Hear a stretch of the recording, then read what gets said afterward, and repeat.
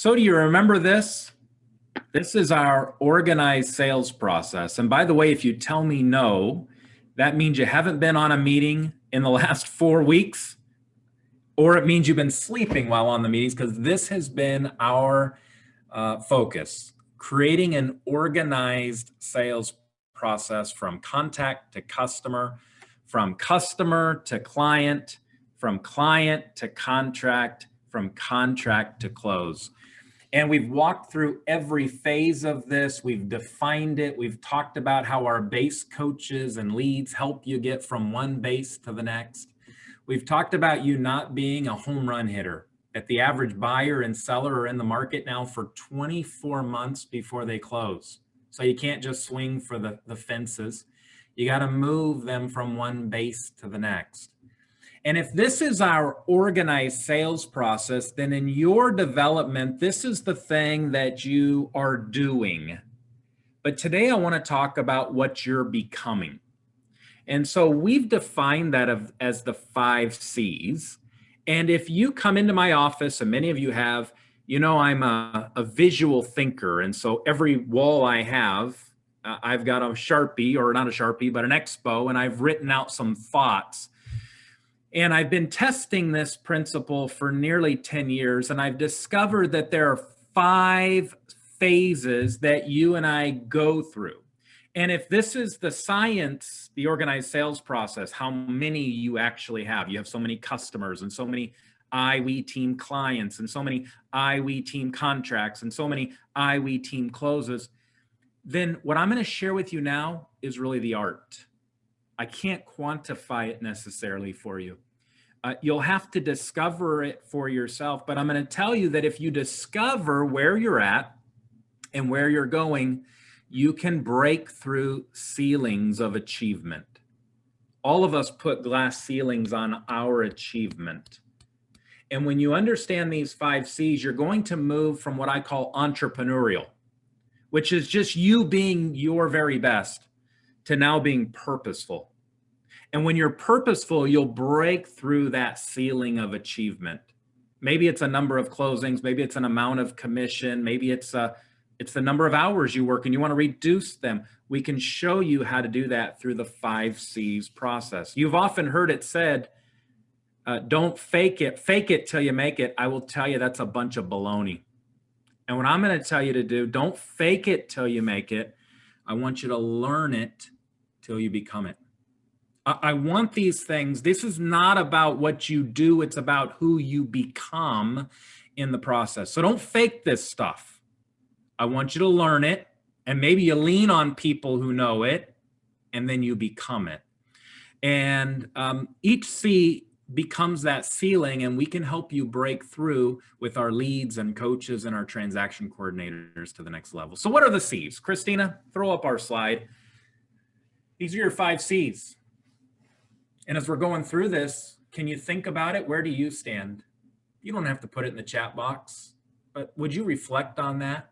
Are you at C1, which is confidence? Or maybe you've gone and you've got some confidence and now it's consistency that you need to work on. How about credibility? Maybe that's one that you're like, man, I'm stuck at credibility. But maybe collaboration. I can't do it all by myself.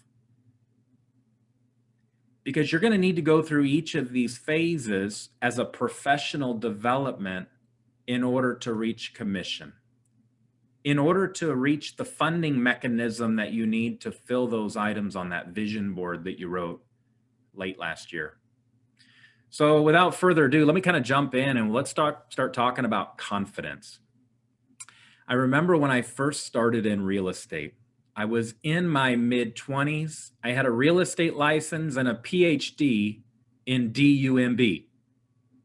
I was completely clueless about the real estate business. My oldest daughter then was maybe a year old. I was in my mid-20s. And you know the most common question that I was asked? It wasn't about the market. You know what they asked me? They asked me 2 questions over and over again. The first one was, how old are you? So I had this baby face, right?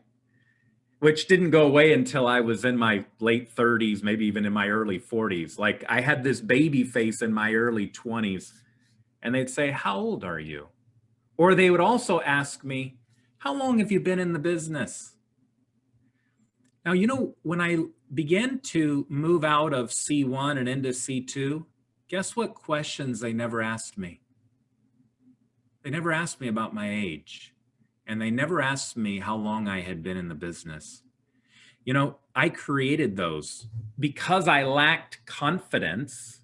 I procured those questions. And when you're asked those questions quite frequently, how old are you? And how long have you been in the business?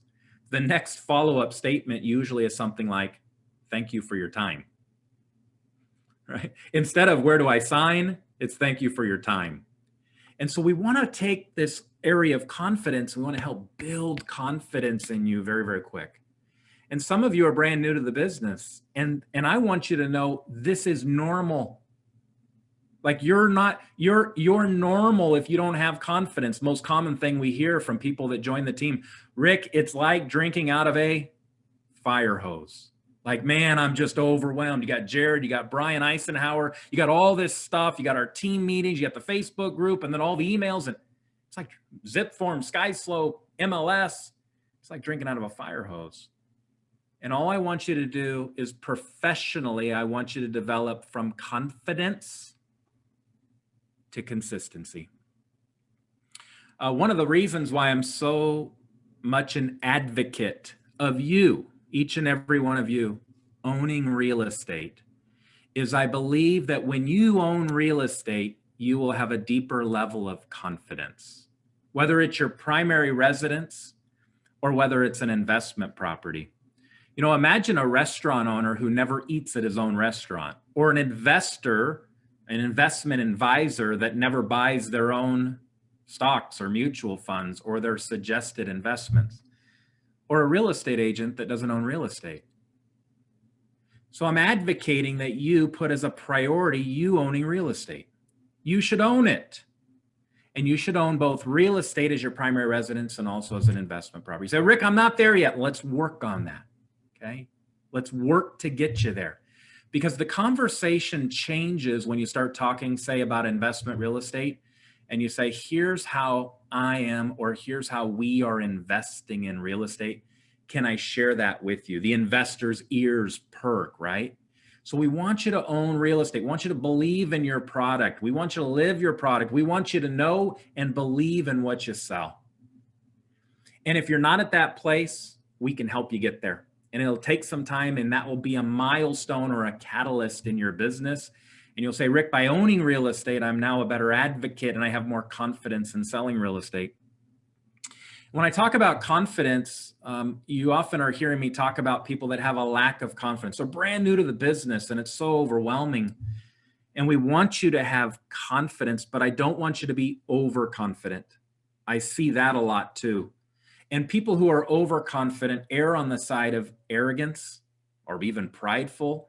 And I will tell you, it seems to be like a repellent to people doing business with you. They just don't want to do business with people that are arrogant or prideful or egotistical. You don't, I don't, we don't. So I'm not talking about having no confidence. That's no good. And I'm not talking about you being overly confident, egotistical, arrogant. You know what I'm talking about? At least for some of you initially, you might need to be team confident. You might have to replace the I's and me's in your conversation with the us's and we's. It might be a little bit more like, my lead and I are going to be meeting with you this afternoon. Or I just met with my real estate coach. Or we've generated 1,000 5-star reviews and we've sold over 1,300 homes. We have a new listing come to market. Stop replacing the I's and me's with the us's and we's, and you'll start building some confidence. And initially, if you're new to the team, you might have to lean on this for a little while. That's okay. Maybe you haven't sold your first home yet, or maybe you haven't sold your first 5. That's cool. We'll help you get there. Lean heavy into team confidence. Don't be overconfident. Let's not have no confidence, but you might need to be team confident. Does this make sense? Let's go to phase number 2. As we start moving, and I'm moving quickly, friends, and Christina will drop into the chat box a podcast that we did last year, and we spent about 45 minutes dissecting these, and I hope you take the time to listen to this. So here's number 2. When you break that glass ceiling that's on your life of confidence, and I hate to tell you this, I'm convinced most real estate agents never get there. I think the reason statistically that 50% of realtors fail in their first year and 9 out of 10 in their first 5 is they just never developed enough confidence, because the average agent sold 3.9 homes. Every time they sold a home, they were learning as well as their client. 2 people that don't know what they're doing in selling a home generally leads to a very bad experience. And so they don't develop that confidence, and so they don't make it through the industry. And it's one of the reasons why we're such a big fan of we team business, because it helps you build some confidence in the process, or working with your leads and your coach and your transaction coordinator. All right, let's go on number 2, consistency. Hey, I got a question for you. Who's been to the gym January 2nd? Oh, I have. Come on, don't lie to me. Raise your hand. Can you find a treadmill? Can you find a spin bike? Is there an open lane in the pool? Nothing's available, right? There's a line out the door. But what happens when you come back mid-February?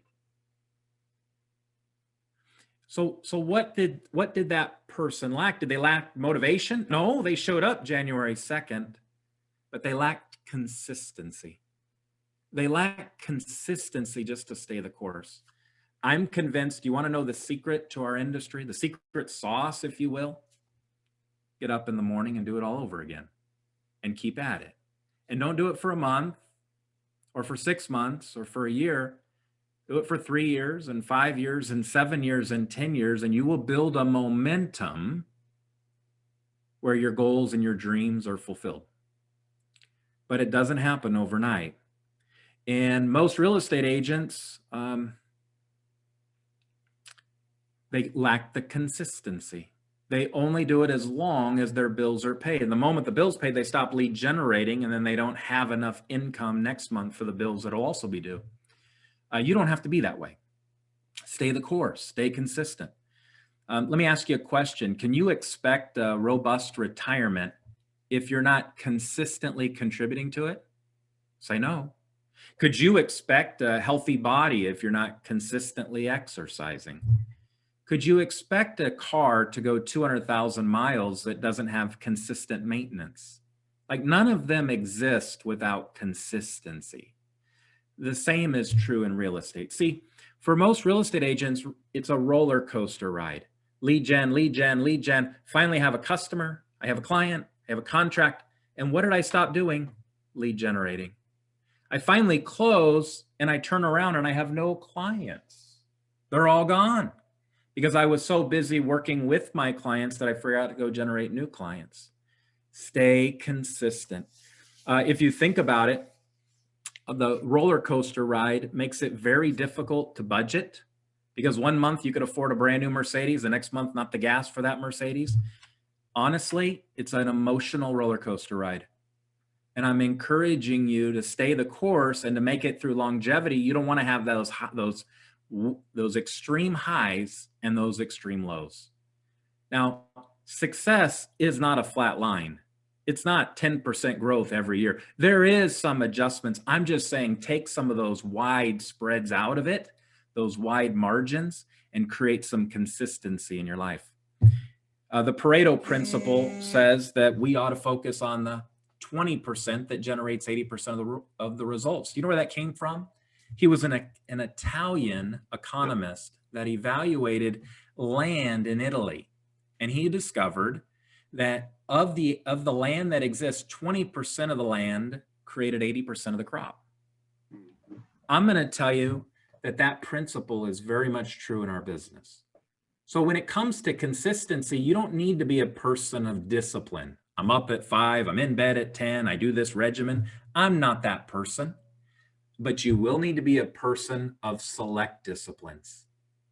You will need to be a person of select disciplines, not a person that is disciplined in everything they do.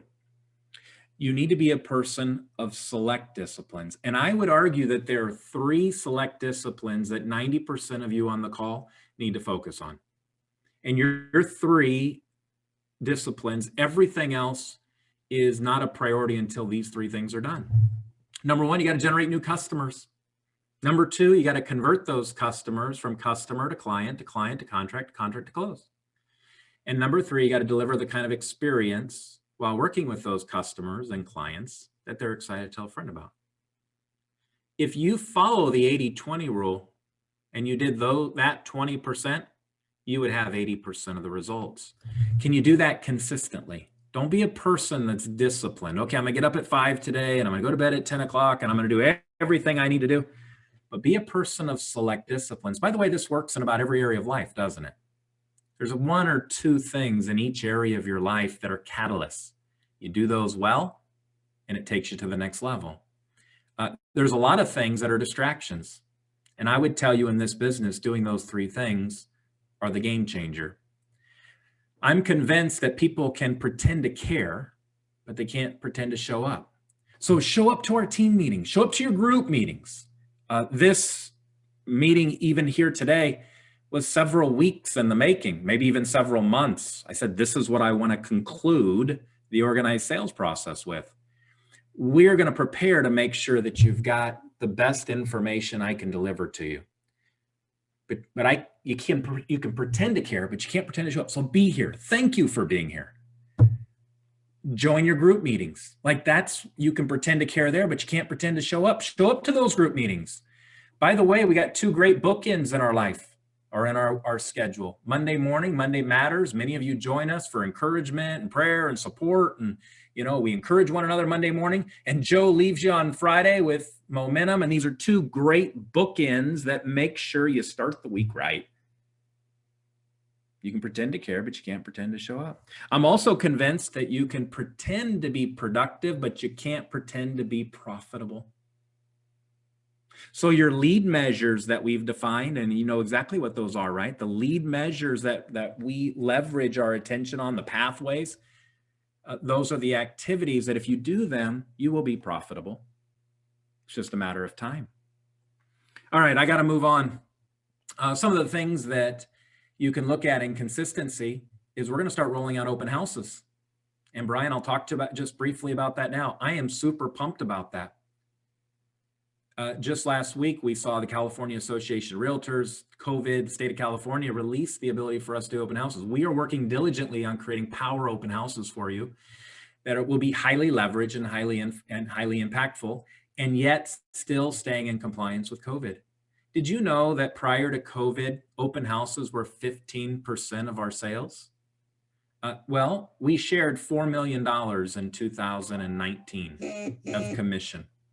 So that'd be nearly over 500,000, about $600,000 of commission that we shared amongst one another from open houses.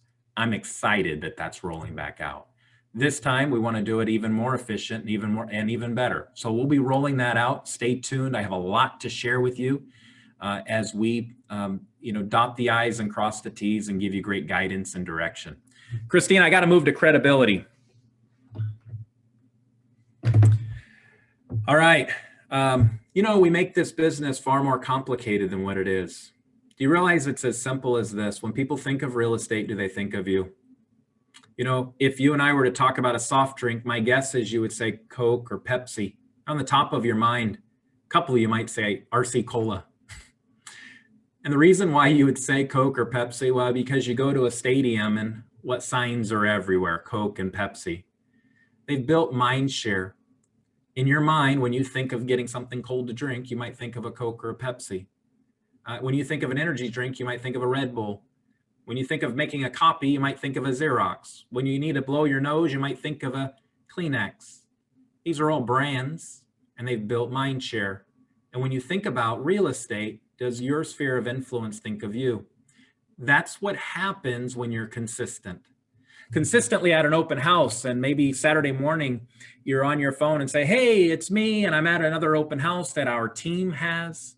And then later on Saturday afternoon, you might be at another open house and say, hey, it's me again, and I'm at this next home, and here's a little bit about it. And Maybe on Sunday morning, you're at another open house. And what does your sphere of influence think?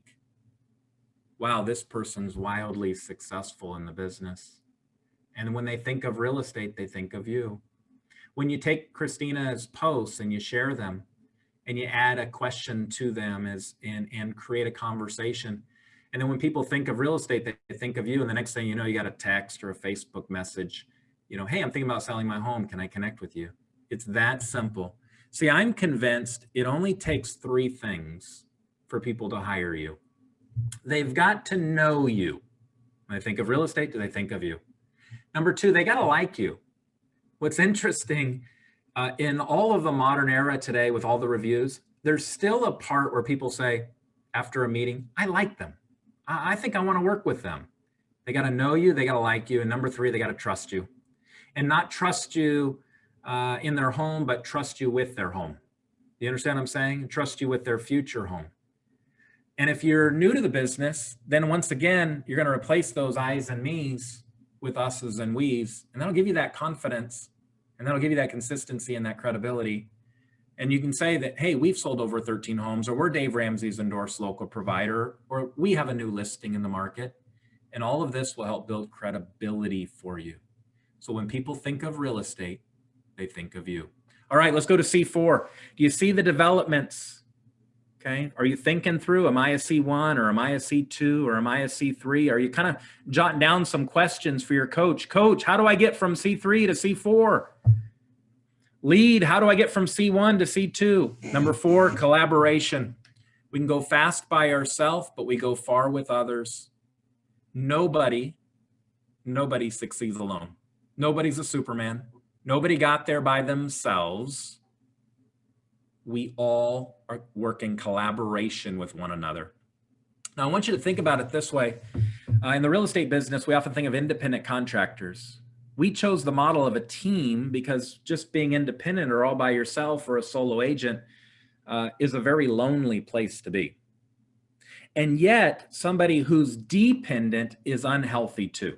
Like if you come into the office and you walk up to concierge and say, it's Monday morning, where's my opportunity? I'm dependent on you. That's unhealthy. But when we work in interdependency, there's a synergy that's not addition, but multiplication. We're multiplying our efforts with synergy. And that's through not being independent or dependent, but interdependent on one another. Interdependent on our listing specialist and our buyer specialist and our concierge and our transaction coordinators, and believe that we're all heading in the same direction with an aspirations of providing our clients the very best experience they're excited to tell a friend about, with the right people in the organization, on the right seats, working on the right assignments. Chris Smith wrote a book that fundamentally changed how we did business. Chris Smith was formerly with Realtor.com. He now formed a company called Curator. And he said, embodied in every real estate agent is three things: a marketer, a scheduler, and a closer. And when you get busy marketing, and then next thing you do is you're scheduling appointments for yourself or for others. And when you're busy marketing and you're busy scheduling, the next thing you do, you need to close. But when you do that, what do you stop doing? The marketing. And real estate agents play this role every day. When I was a kid, I'd go to Six Flags and I'd go and I'd see this guy who'd spin plates. And it's like when he got to the third plate, if the first one fell, he wasn't very much a success at all. And that's what happens in our business. We start spinning more than one plate at a time and one crashes. Well, you crash the marketing plate, the lead generation plate, you're out of business. There's an old saying that says, a business without a sign is a sign of no business. When you stop marketing, you stop having business. So what did we do to combat that? Well, we just said, okay, if it's marketing, scheduling, closing, why don't we departmentalize it? Why don't we create a marketing department? Why don't we create a scheduling department? And why don't we create closers that could actually meet with clients, provide them the kind of experience they're excited to tell a friend about, and help them accomplish their goals? And that's our specialist, our buyers and listing specialist. And this is the level that you begin to use things like a showing specialist. You lean heavy into your transaction coordinator.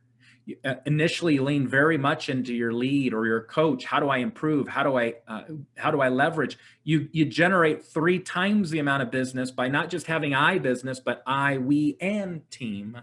generated business. This is the collaboration that occurs. This is the multiplication I'm always talking about that occur in this collaboration phase. Finally, as I land this plane, let's go to commission. This is the stage in which most of us want to achieve. Your bases are loaded. You're up to bat. You're up to bat. The bases are loaded. It's a bright future for you in the real estate business. And what I've realized is commission, when used properly, is more like a faucet, that if you can capture that commission in buckets, I like to call them the 4 R's, the real estate bucket, the retirement bucket, your residual bucket, and the reserve bucket, these 4 R's, like that faucet, if you can direct it, one day you'll move from having gross income to net income to net worth to a passive income that supersedes all of them. You'll move from working for money to your money working for you through this process of commission. This is at level C5. And because of each of these phases, sometimes we're into collaboration and we go to commission. Sometimes we go from collaboration back to credibility. We need to work on leverage a little bit more. We need more consistency because we got off track. We took a vacation. We're out of town. Maybe we just got lazy. We overslept. We missed a meeting or two.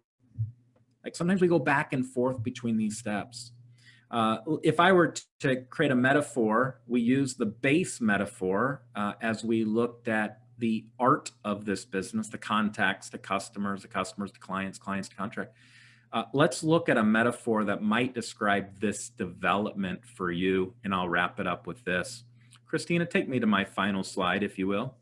So when you're in confidence, you might need a little help, and we're going to set it up on a T-ball for you. Your lead's going to go with you. By the way, you're probably not getting any sponsors at T-ball. You're probably not making a ton of money, and you're learning the process. And that's okay, and it's normal. And I went through it, and you're going to go through it, and we've all gone through it. And then you go to consistency. All right, starting to play Little League. Practice is 3 nights a week. You know, it's Monday, Wednesday, and Friday. It's 4 to 6. Like, I'm going to be there. I'm going to be consistent. And I keep doing that. And next thing you know, I start building some credibility. Hey, they're in the minor leagues. They're going someplace. They might have a future. And finally, we're now into collaboration, and we've made the major leagues. Like, we're working with the best of the best in the world, the best of the best.